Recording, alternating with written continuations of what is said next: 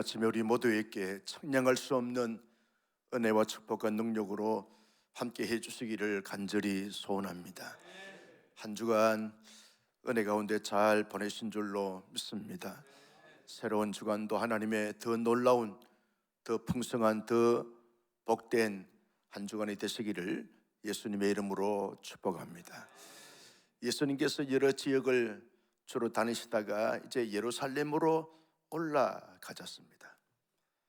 한 번은 한 안식일 날 한 바리새인 지도자 집에 초대를 받아서 이제 식사 교제를 하시기 위해서 이제 그 집에 갔습니다.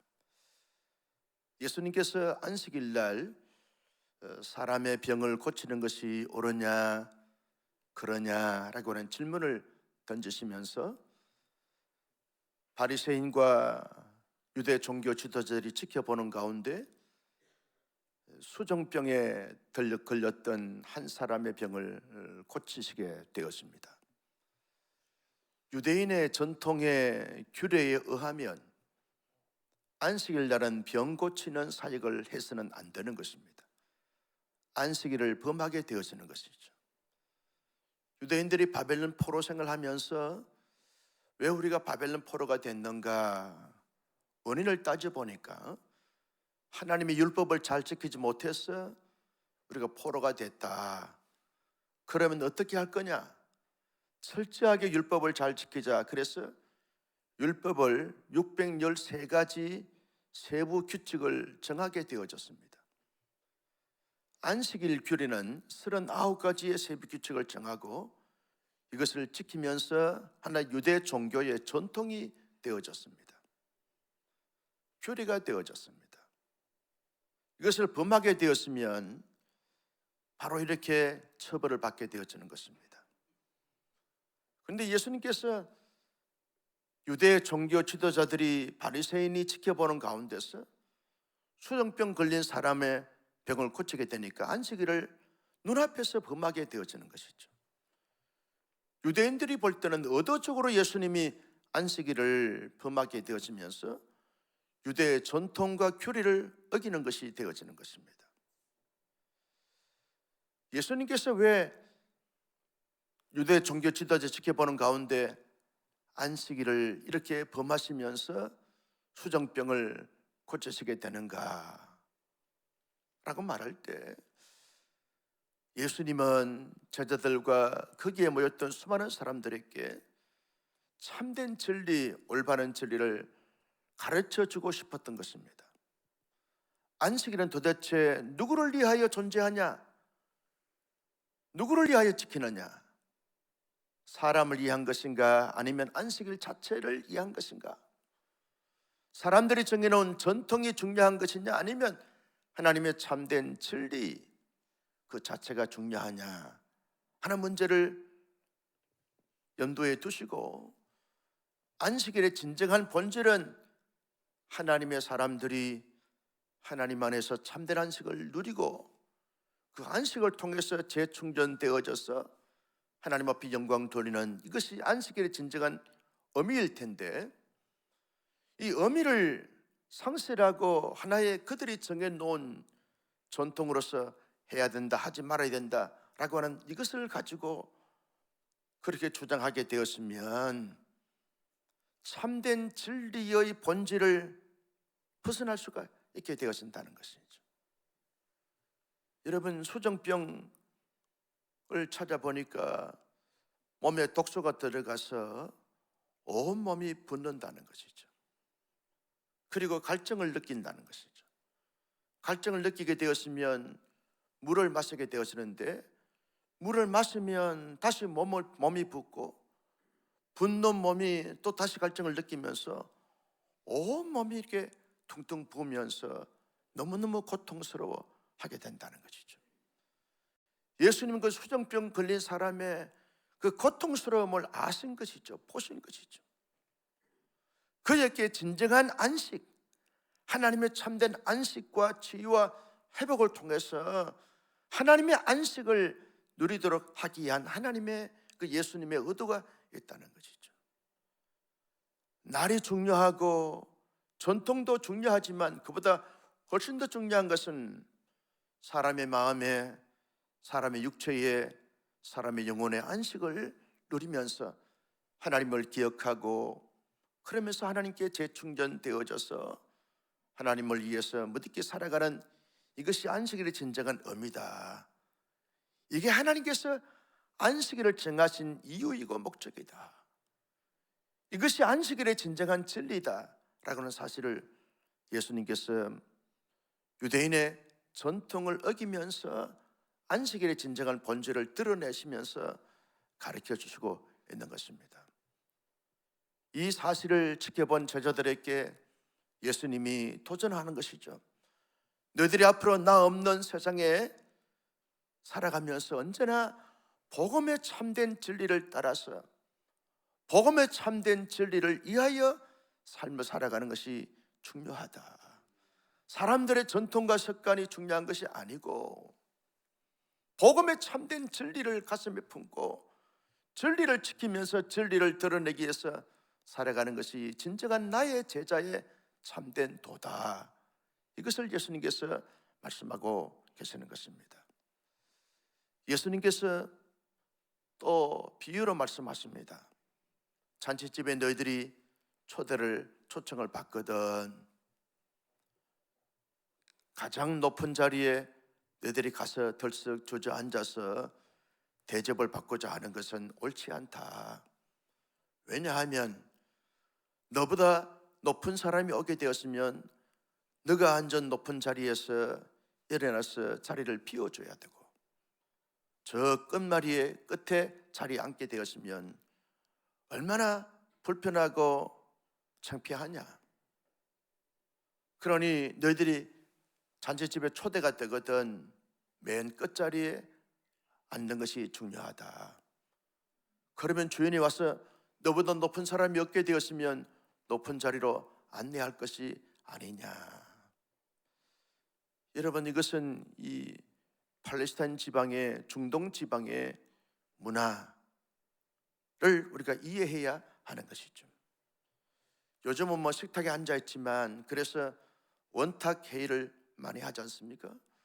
높은 자리, 낮은 자리가 없는 부분들이 많지만 이 중동 지방에서는 좌석에 앉습니다. 좌식으로 이제 앉겠습니다.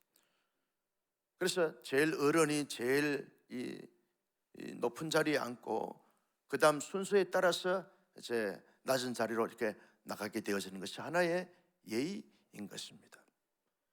그런데 내가 잘났다고 스스로, 내가 배운 것이 많고 가진 것이 많고 내가 이 사람들보다 더 높은 그런 사람이니까 높은 자리에 들썩 앉게 되었으면, 그 중에서 손님들 가운데서 나보다 높은 사람이 오게 되었으면 내가 일어나가지고 자꾸 낮은 자리로 내려가야 하니까 모두가 다 불편하게 되어지는 것입니다.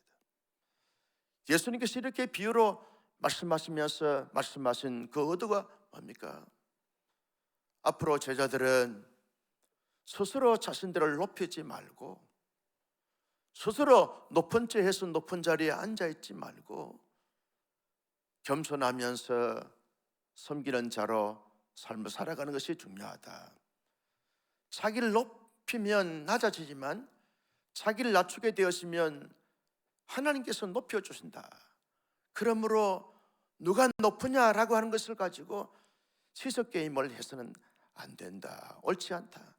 나의 진정한 제자는 스스로 겸손하고 낮아지기를 바라고, 그렇게 할 때 하나님이 반드시 기억하시고 때가 되면 하나님이 높이시고 높여주신다라고 하는 사실을 예수님께서 말씀해 주고 있는 것입니다.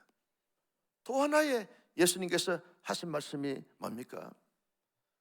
잔치집에 초대가 돼서 너희들이 이제 사람들을 초대할 때 너희들보다 부자들을 초대하게 되었으면 그 부자들은 반드시 너를 초대하여 너가 초대하는 진정한 그 섬김이 가려지게 되어진다. 그러므로 네가 잔치를 벌이면서 사람들을 초대할 때 가난한 사람들, 저는 사람들, 병든 사람들을 초대하게 되었으면 그 사람들이 갚을 길이 없으니까 너가 초대하여 섬긴 것 자체가 순수함으로 섬기게 되었고, 너가 섬겨서 또 섬김받은 사람이 너를 섬기지 못하게 되었으면 하나님이 다 헤아리시고 반드시 때가 되면 하나님이 기억하시고 상급으로 채워주신다. 그러므로 순수하게 섬기면서 사역하는 것이 중요하다. 어떤 대가를 바라거나 내가 이렇게 섬겼으니까 왜 당신은 나를 섬기지 않느냐, 내가 이렇게 섬기는 것을 왜 당신이 알아주지 않느냐, 이런 의도를 가지고 상대적인 원리를 따라서 섬기게 되었으면 진정한 참된 섬김이 아니지 않느냐. 하나님께로부터 받을 상급이 없지 않냐. 섬기는 자들은 섬긴 것 자체로 만족하고 자족하면서 기쁨으로 감사함으로 섬기면서 살라. 이것이 나의 진정한 제자의 삶이다. 그렇게 말씀해 주고 있는 것을 보게 되었습니다. 예수님께서 이 세 가지 스토리를 통해서 우리에게 주시는 교훈과 도전이 뭡니까?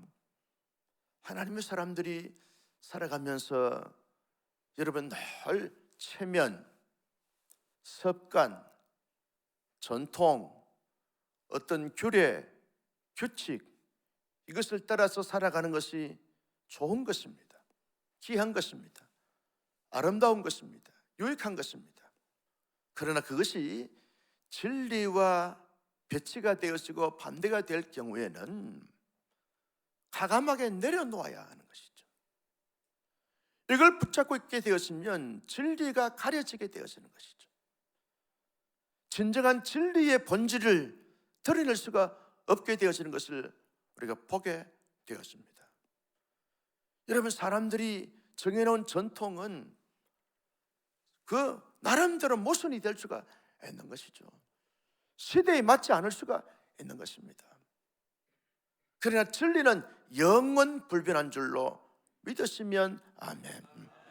언제나 복음의 진리는 사람들을 진정으로 위로하고 살리고 치료하고 회복하지만, 사람들이 정해놓은 것은 언제나 어떤 사람들에 대해서 판단하고 평가하고 정죄하기 십상이라는 것이죠.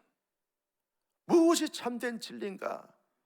무엇이 사람들이 만들어낸 전통과 습관이고 규례가 규칙인가를 잘 살피면서 여러분 언제나 진리를 따라서 참된 복음을 따라서 살아가는 저와 여러분 우리 모두가 되시기를 주님의 이름으로 축복합니다.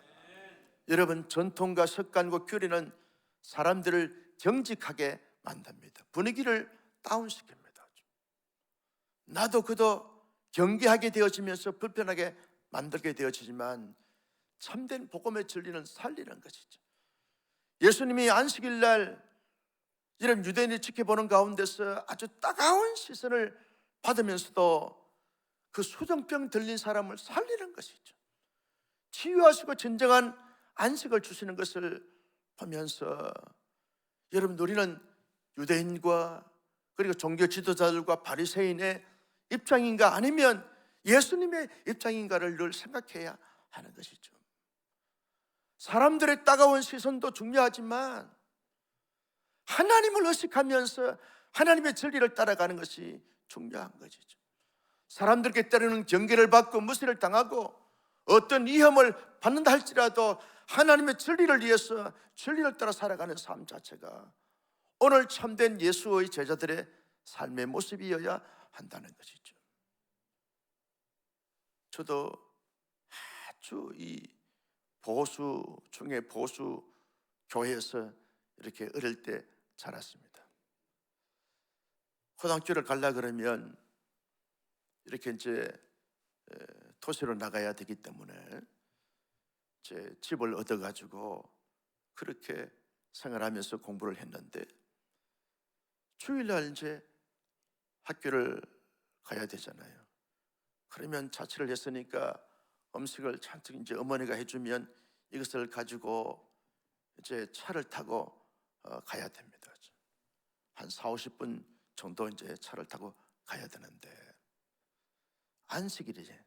주일날 안식일 개념을 제가 어릴 때는 더 강조했습니다. 그래서 안식일날 과자 사 먹으면 안 돼, 돈 쓰면 안 돼, 이것이 다 인이백이 가지고 주일날 이제 그 먼 거리를 차를 타고 가야 되느냐, 아니면 걸어가야 되느냐, 아니면 자전거를 타고 가야 되는 거, 얼마나 고민을 많이 했는지 몰라요. 한두 번은 안식일을 지킨다고 해서 이 가방을 메고서 걸어서 가는 거예요. 고등학교 1학년 때 걸어서 가니까 이게 말이죠, 온몸이 말이죠 피곤하고 지쳐가지고 월요일 날 수업 시간에 거북거북 졸는 거예요. 몇 번 하다가 이런 마음이 들었어요.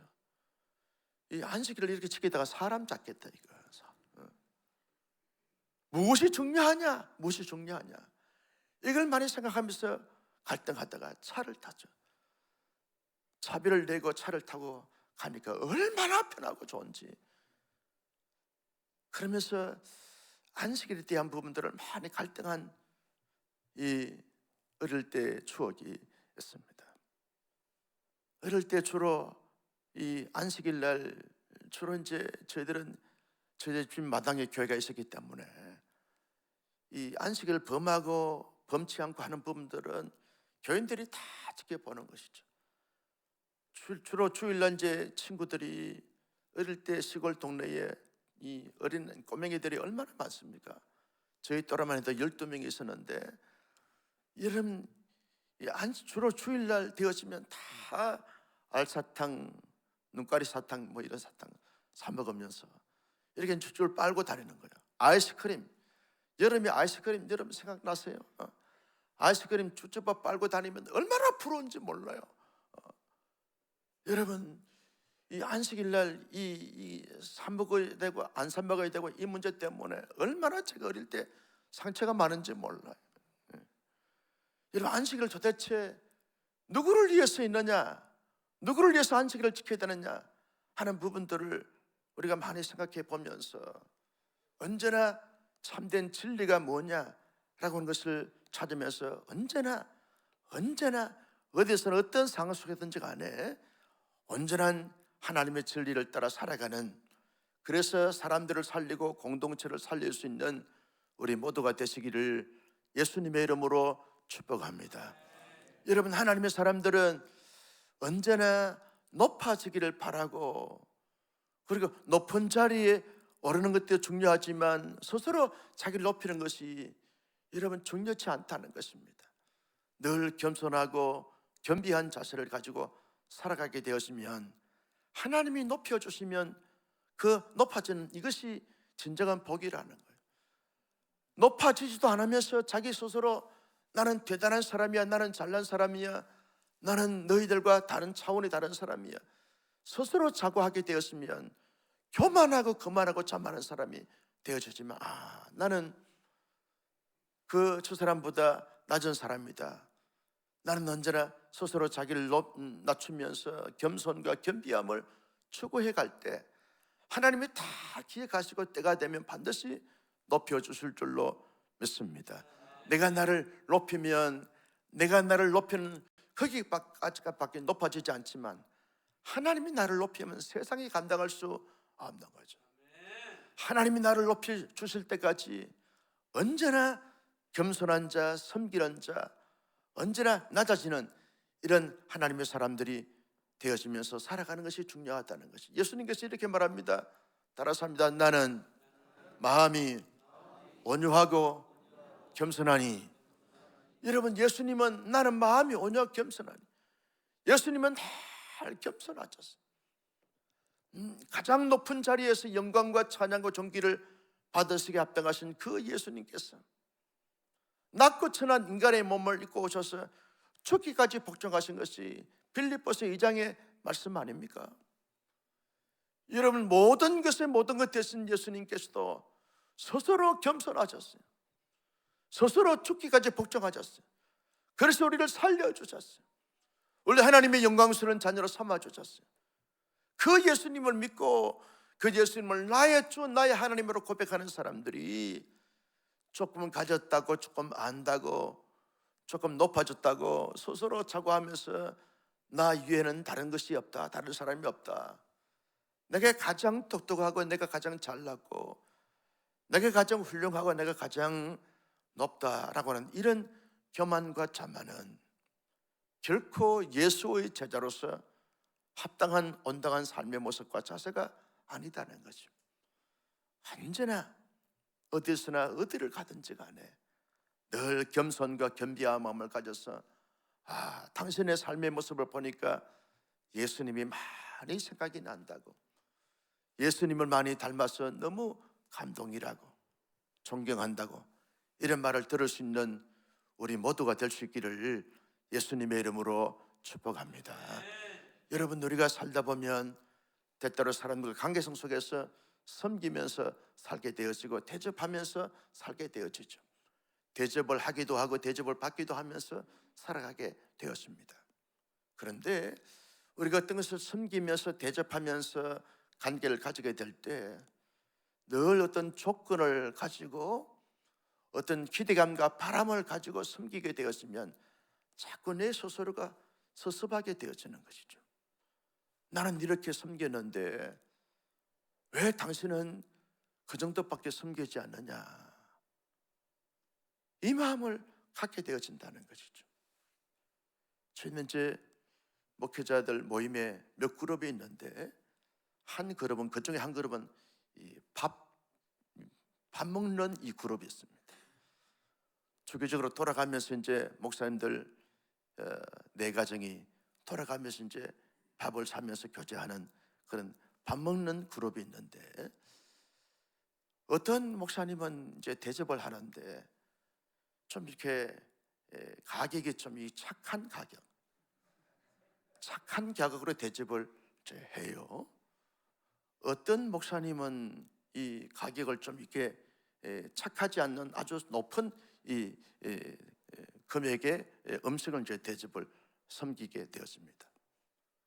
그러면 속으로 은근히, 아니 지난번 목사님은 이렇게 대접을 융성하게 했는데 왜 이렇게 약하게 하냐, 이런 마음이 들까요, 안 들까요? 이 자체가 잘못됐다는 거죠. 그런 마음 자체가 잘못됐다. 내가 이렇게 섬겼으면 섬긴 자체로 만족하고, 대접을 받았으면 대접 받은 것에 대해서 자족해야 되는데 자꾸 비교하게 되어진다는 거예요. 나는 이 정도로 섬기는데 왜 당신은 그 정도밖에 섬기지 못하느냐, 이런 마음을 가지게 된 진정한 섬김과 대접이 아니라는 것이죠. 조건을 따지지 말고 기대하지 말고 바라지 말고 섬긴 자체로 만족하라, 다 만족하라는 거예요. 그럴 때 하나님 다 보시고 헤아리신다는 거예요. 때가 되면 반드시 하나님께서 보상하시고 넘치도록 하나님께서 복의 복을 주실 줄로 믿습니다. 섬김 그 자체에 만족하고 자족하면서, 나는 우리 온상의 순대님들이 교회 안에서나 교회 밖에서 모든 사람과 관계를 가질 때 가장 하나님이 내게 주신 시간과 건강과 재물과 은사를 가지고 가장 섬기고 묵묵하게 섬기고 진심으로 섬기고 섬김 자체로 섬김으로 말미암아 하나님께 반드시 상급과 보상을 받아 누리면서 더 놀라운, 더 큰, 더 위대한, 더 풍성한 복을 받는 온산교회 모든 교우님들이 되시기를 예수님의 이름으로 축복합니다. 존귀하신